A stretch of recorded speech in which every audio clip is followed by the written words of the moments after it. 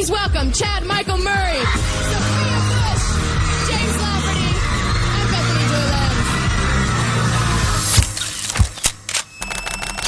Joy. Sophia Bush, who is one of your co-stars. Oh, she's awesome. You asked her to be your wife. I did. He told me later on that he found out who she had cheated on me with because she didn't say it was with anybody. Who was this with? Well, I don't want to... Chad Michael Murray. Showrunner Mark Schwann has been accused of sexual harassment by the female cast and crew members of his former show, One Tree Hill. We knew about the late night texts. We knew when he was super obsessed with one girl on our show that he started trying to bang down her hotel room door in the middle of the night.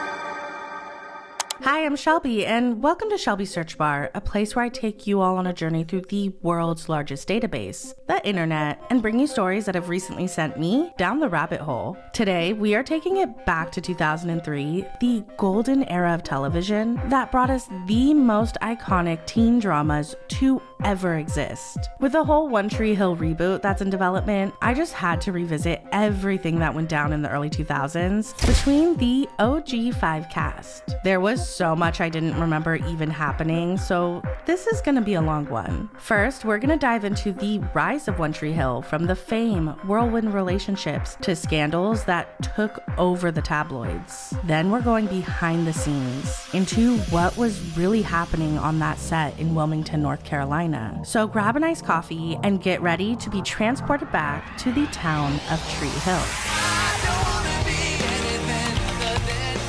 The story of One Tree Hill starts with disgraced creator Mark Schwann. In the late 90s, Mark wrote a movie script called Ravens about two small-town estranged half-brothers who are forced to work out their emotional baggage and rivalry on the high school basketball court. For years, nothing came of this script until it caught the attention of the producers behind Smallville. They thought it would be perfect as a teen drama series, but it needed a lot of tweaking. So Mark reworked the script. He kept the whole small-town estranged brother high school basketball thing, but renamed it, added new characters, more storylines, drama, substance usage, family secrets, car accidents, and of course, love triangles. The timing couldn't be more perfect, as the WB was on the hunt for their next hit. Dawson's Creek, one of the biggest shows to ever air on their network, was coming to an end, and they really needed something that could fill its void. Executives felt like One Tree Hill had that familiarity, so they picked it up. Next came the search for the perfect cast. From the start, production wanted Chad Michael Murray. He was already a WB regular on Dawson's Creek and Gilmore Girls. His film career was starting to take off, and they just knew he was a breakout star. Even the OC, which was also in development, tried to recruit him for the role of Ryan. But in the end, Chad chose One Tree Hill because it felt like home. Originally, we weren't sure who Chad was going to play. I wanted him to be Nathan. I saw him as a Nathan. Chad really wanted to be Lucas. Lucas's life had a lot of similarities in my life. This role means more to him. James Lafferty had more experience as a basketball player than as an actor. I didn't think that my auditions were up to par, but they sort of gave me a chance.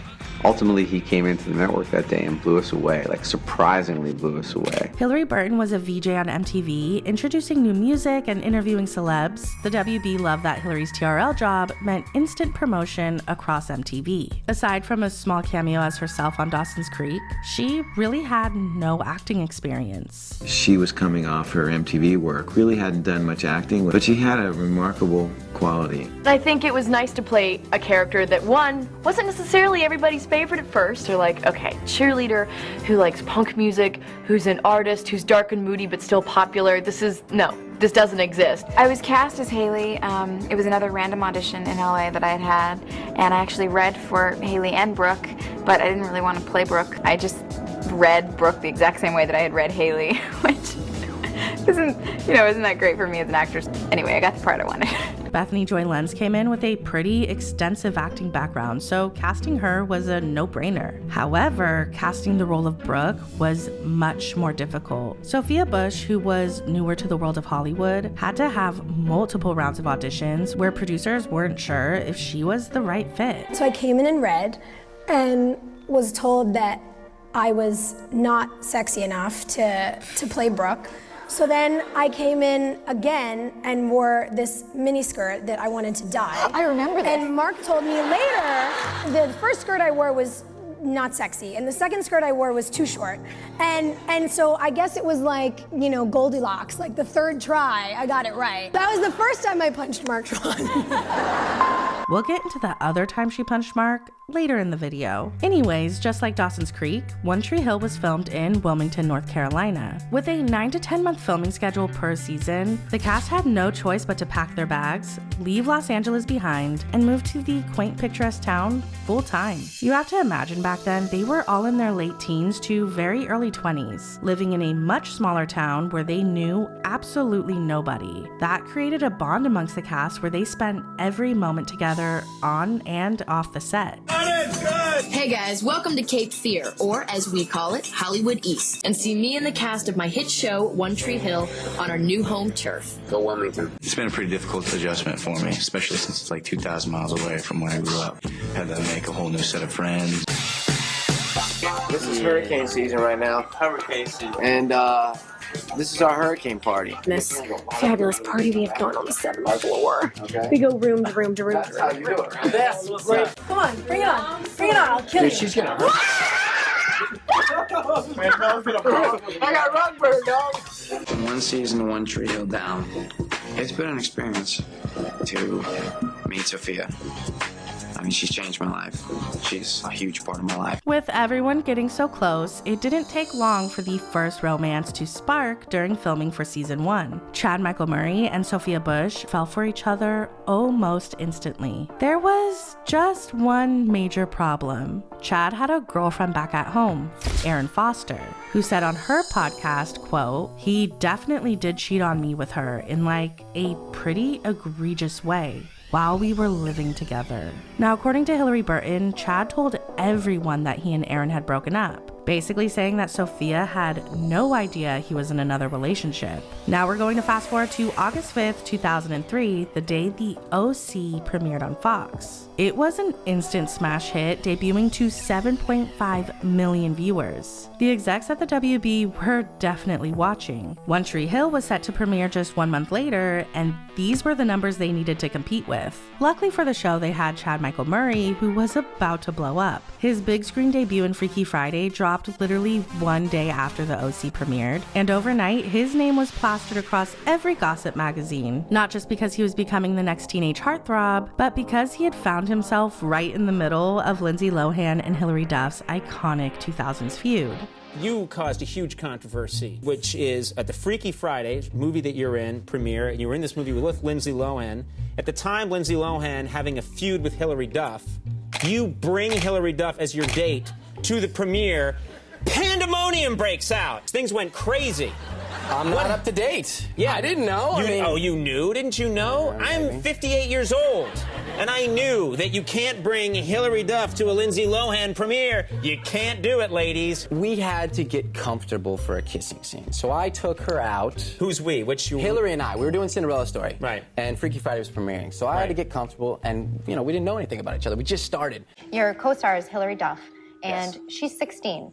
You're 22 or 23? I'll be 23 next month. But she's young, so was that weird? Did you feel like, oh gosh, I'm a creep, I'm kissing a young girl? Yeah, am I a pedophile? I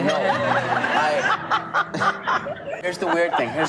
She is such a sweet girl. First off, she glows. I have a funny story. My director took us in the trailer, and he goes, guys, we have this big, intense makeout scene, and I need you to practice. You know, I don't want to screw it up. We have one take to do it. So he comes and he's like, okay, guys, go, make out.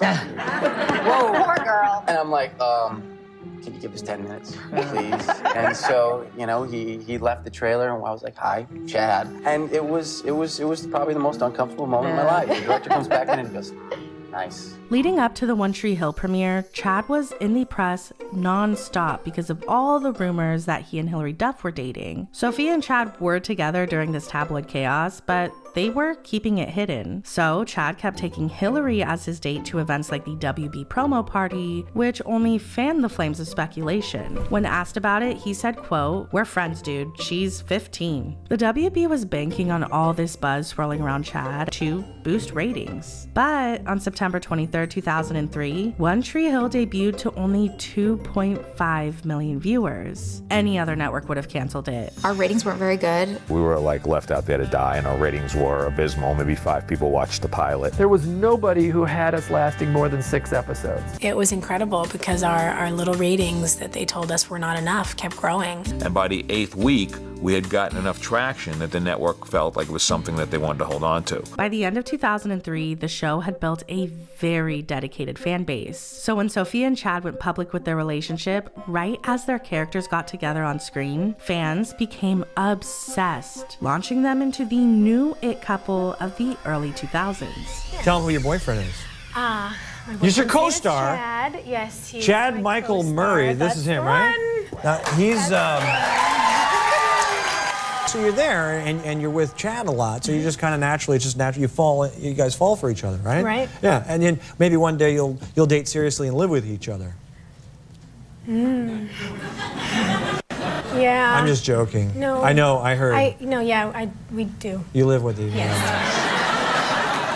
All the young people. Their relationship was definitely a whirlwind of a romance that moved at lightning speed. By spring of 2004, Chad was in Australia filming for the movie House of Wax with Paris Hilton. When Sophia went down under to visit him, he planned this grand marriage proposal that, of course, was turned into an MTV special. Sophia is, I guess she's my cool breeze. She's wonderful, she's kind, she's intelligent, and she makes me happy. I woke up one day and I said, this is the woman I want to spend the rest of my life with. You asked her to be your wife. I did. We got engaged about 2 months ago. How'd you do? Well, it was probably the most nerve-wracking moment of my life. Did you get down on your knee? I did, and I asked her parents' permission prior to, and Look at her face. I love these. Yay! Congratulations. Well, you were making the movie House of Wax, right, at the Yeah. time with Paris Hilton. Yes. So now that you're engaged, that's the only video you made with her, I take, with just that one.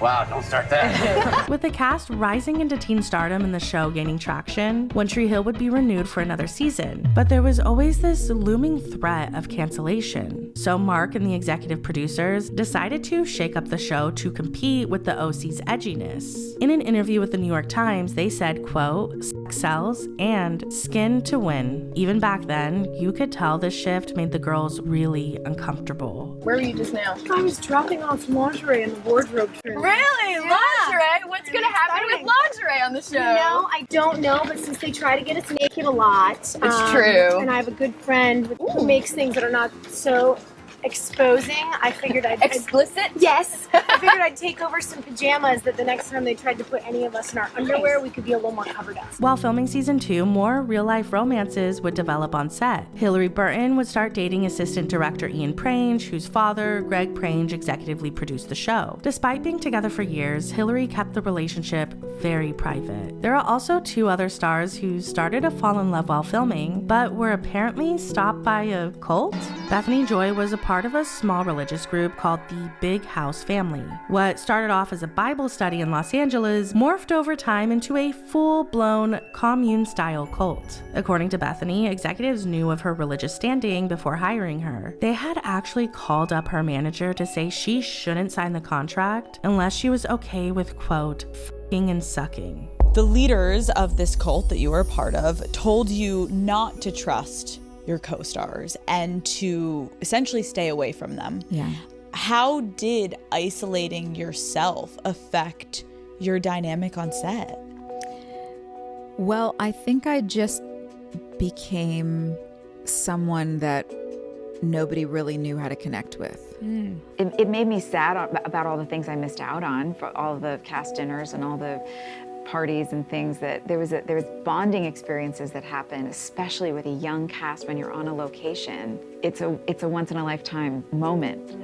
And I missed it. Season 2 introduced a new character named Chris, played by Tyler Hilton. Tyler and Bethany are both musicians in real life, so they started to bond on set over their love of music. But as they began to fall for each other off screen, Tyler started to have a sneaking suspicion that Bethany was in a cult. We started to get catch feelings for real, and And we were hanging out all the time, and then the producers on the show were like, oh, we should write this into the show.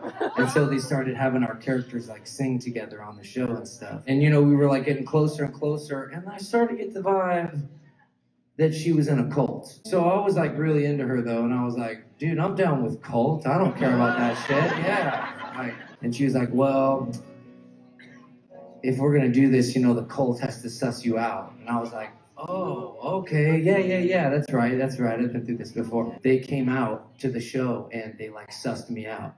And they were like, yeah, he's not the vibe. And so she was like, yeah, the cult said no. And I was like, oh, okay.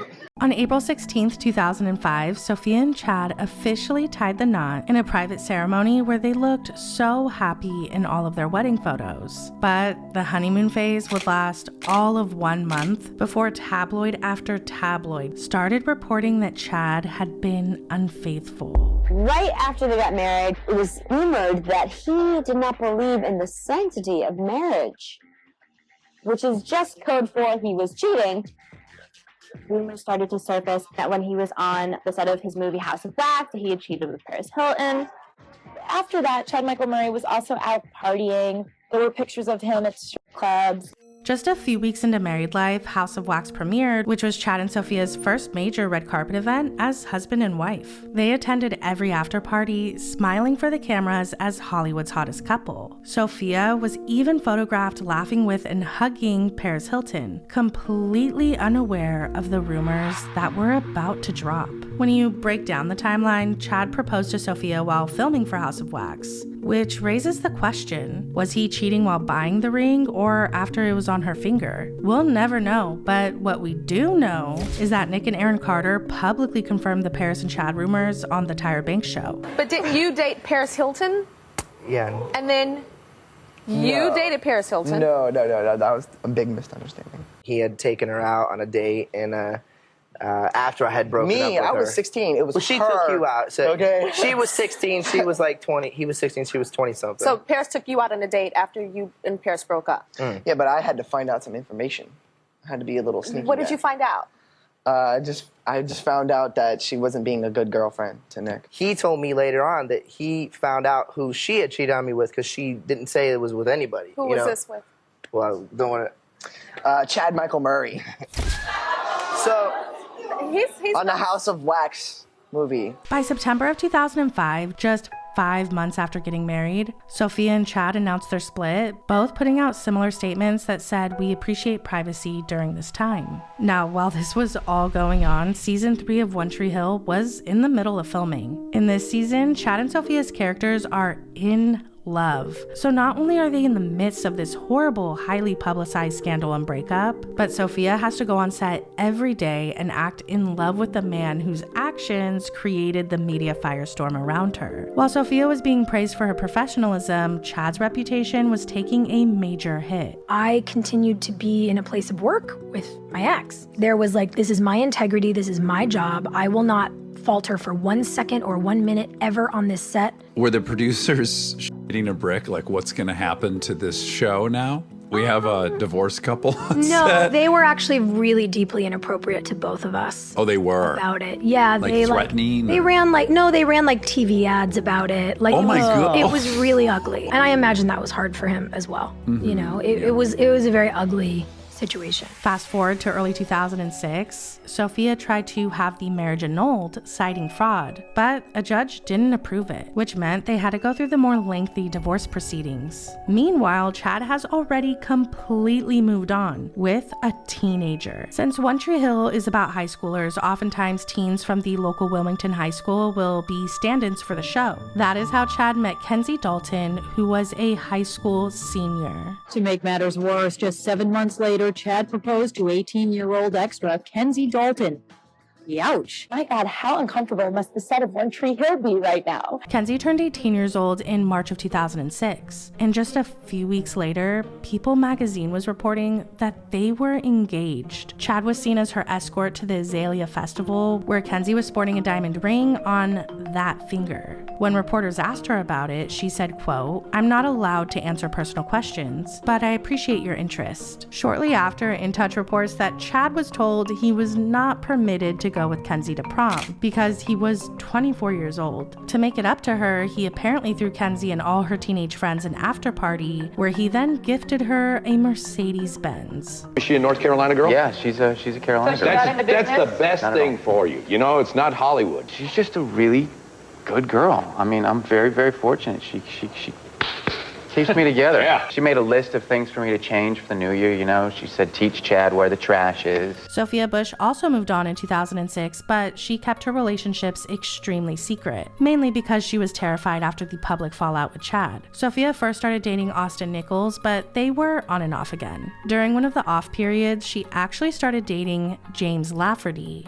No one knew that Sophia was dating another co-star until Chad spilled the beans in an interview when he was describing how despite everything that has happened, they are all still good friends. Now, also, one of your co-stars, Sophia Bush. I know you guys were married for a short time, but you guys still managed to have a nice friendship. Is it? Oh yeah, it's you know, it's one of those things where you grow up a lot faster. You know, you're put in a situation where you're going to deal with things right in your face, but. I think that we were both professional and mature enough to get through it, and now it's just easy.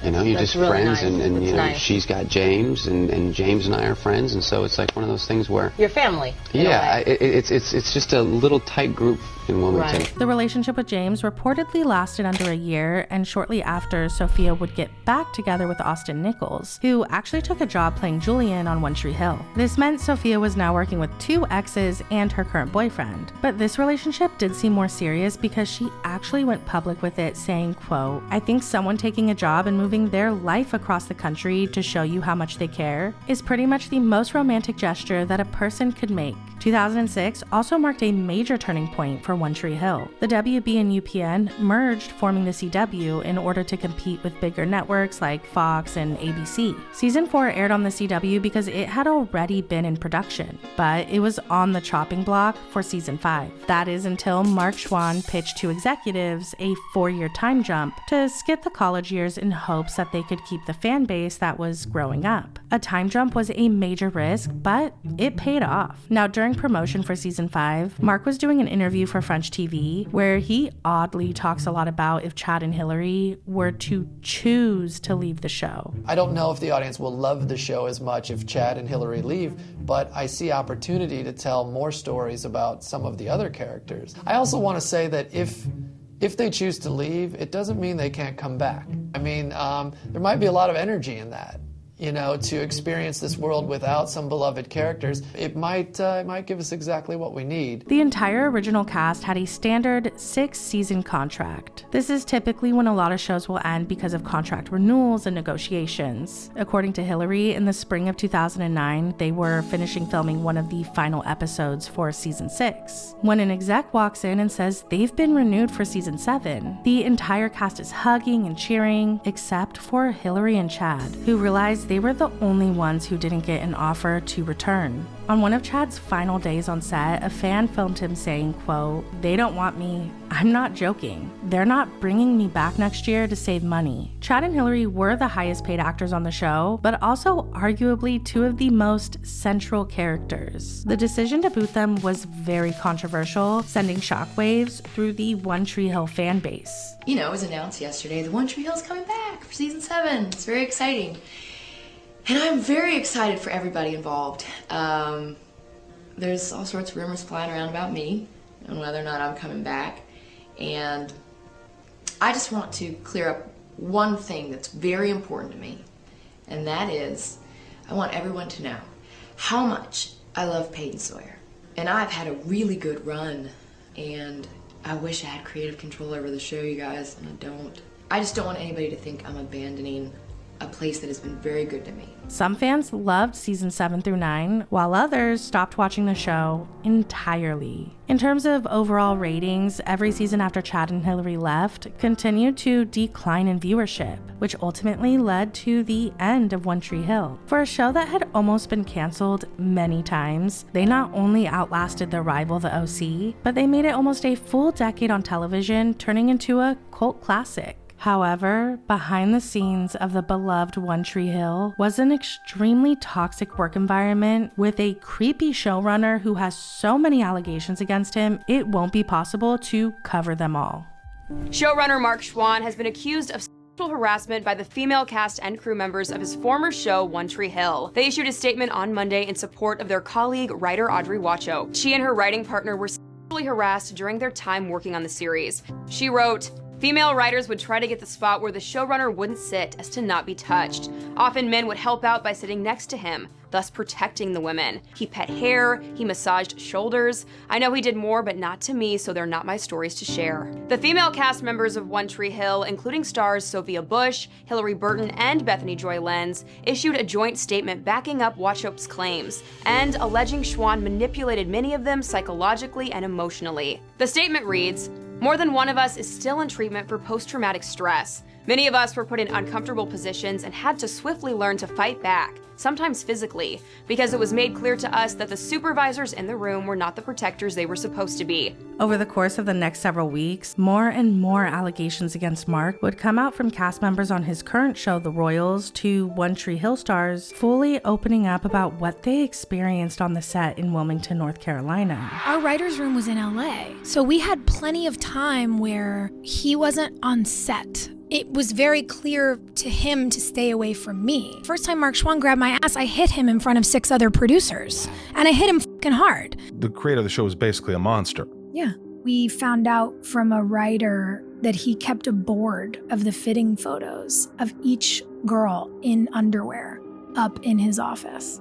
Pictures of us that were taken by the wardrobe supervisor, who was a woman. As the years went on and he felt more and more powerful, how much more violent and inappropriate he got with women. I find it really unforgivable. Some of the most disturbing allegations coming from Hilary Burton's interview with Variety. At first, Mark would act as a mentor towards Hilary, gaining her trust. But his behavior took a turn when Danielle Ackles joined the cast in season 3. He became fixated and obsessed with her. Mark would start calling Hilary at all hours of the night to profess his love for Danielle, and would even lie, saying that he was having an affair with her. This made Hilary extremely uncomfortable, especially because she knew Mark's wife. During a cast trip to Miami, Mark would try to act on his obsession by calling Danielle's phone 10 times before showing up late at night, banging on her hotel door. She was so freaked out that she hid on the balcony until he left. She had to be moved, her rooms were moved, and then her boyfriend came and stayed with her for the next month. And literally, it almost came to fisticuffs between the two of them. Now, something that Mark is accused of doing is basically writing into the show what he is denied in real life.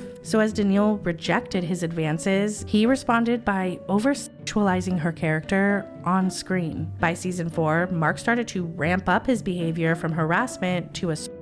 Hilary had to travel alone with him to Honey Grove, Texas, to announce the high school who won the WB Sunkiss contest to have an episode filmed at their school. While in the limo, Mark has the CW president Don Ostriff on speakerphone, pitching the whole 4-year time jump. Hilary said, quote, "I'm leaning and listening, and when it's her turn to talk, he just leans over and starts kissing me. I push him off, but I can't say anything because he's on the phone fighting for our show to stay on the air."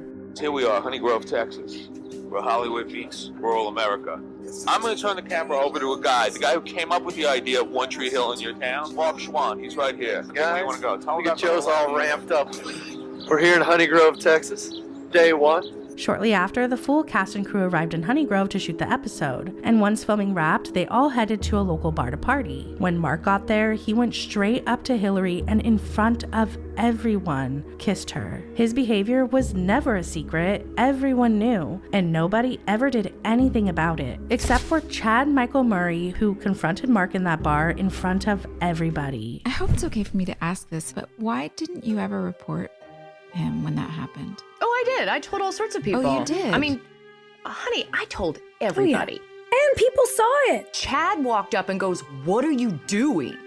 Right? He said that to him? He said that to our boss in the bar. I was surrounded by men that I had relationships with. My brother, my boyfriend's dad, my boyfriend's uncle. They were all like, whatever. They were all like, "You're such a trooper." By season 5, the girls had had it with Mark. Danielle was written out of the show after she started dating supernatural heartthrob Jensen Ackles. On her final day in Wilmington, Mark showed up at her apartment, refusing to leave until she gave him one last hug. Danielle said she had to threaten over the intercom that she would call the police if he didn't go. Hillary was also no longer speaking with Mark outside of work obligations. So, what does he do? In true creepy fashion, he writes himself into 2 episodes to force her to hug him on camera. It's now very clear looking back that by the end of season 5, Mark hated Chad and Hillary, the 2 people who actually stood up to him. So he got rid of them when their contracts were up.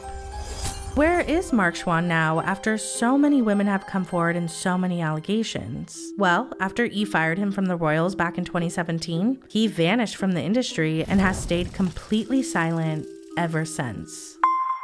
We're bringing in what could be the #1 global podcast of all time. We're bringing in the players now. And I'm a little insecure about the fact that your trailer alone became the #1 trailer to ever be listened to ever in the history of audio or something like that. Wow. So in 2021, Sophia, Hillary, and Bethany Joy started the podcast Drama Queens, where they would rewatch episodes and give all the behind-the-scenes secrets. With the One Tree Hill resurgence, it's no surprise that their podcast was an instant hit. However, it didn't take long for the Drama Queens to have some drama of their own. Since this video is mainly about the early 2000s, I'm going to speed through the current day feuds. It's worth a mention though because I think it will have an impact on how the reboot plays out. So basically in 2023, Hillary releases her memoir, Grimoire Girl. 4 months later, Bethany Joy reveals the cover for her new memoir, Dinner for Vampires. Right away, fans noticed the similarities in the cover art, and neither Hillary or Sophia were publicly supporting Bethany. Hillary even threw some shade on Twitter, quote, "I don't think imitation is the highest form of flattery. I think it's annoying," which only added fuel to the feud rumors. Around the same time, Sophia reposted a tweet to her IG story about, quote, "cult experts who preach bigotry." Given the timing with Bethany actively promoting a book about being in and escaping a cult, many assumed that the post was aimed at her. It's important to note that this was all happening just weeks before Sophia would come out publicly with her girlfriend Ashlyn Harris. Gossip blogs also started speculating that the fallout is much deeper than similar cover art and is actually over Hillary disagreeing with Bethany's political views.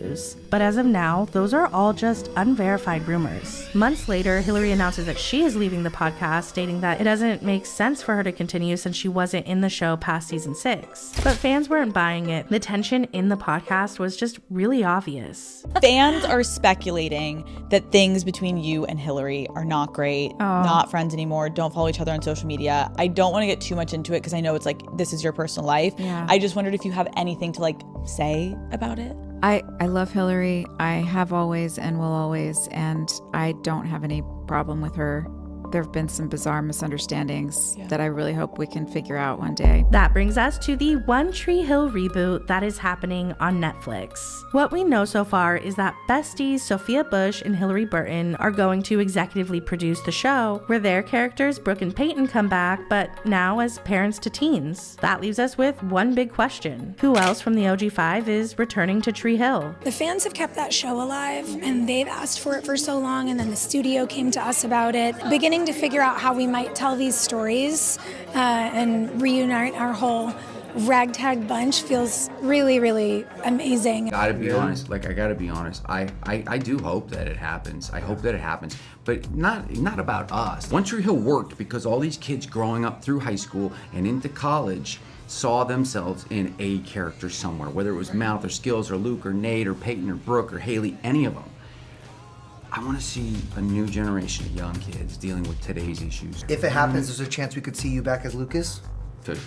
Who knows, man? It's a coin flip. God knows. In another interview, Chad said when he heard of the reboot news, he spoke to James Lafferty about it. Quote, "We're not doing it because no one ever picked up the phone and said, hey, we're doing this. So we're not doing it." Which isn't surprising because Sophia and Chad haven't been around each other in many years. James himself has basically said he is focusing on other projects. As for Bethany Joy, she's open to returning, but as of now, hasn't been approached, which is kind of awkward awkward since her and Sophia were still doing the podcast together. I'm not sure how nostalgic the reboot would feel for all of us who grew up in the early 2000s without more of the original cast involved. I guess we're just gonna have to wait and see how this next chapter of One Tree Hill unfolds. If you've liked revisiting early 2000s teen dramas, then let me know down below what you think I should search next for a video. Thank you guys so much for watching and supporting. I'll catch you on the next one. Bye!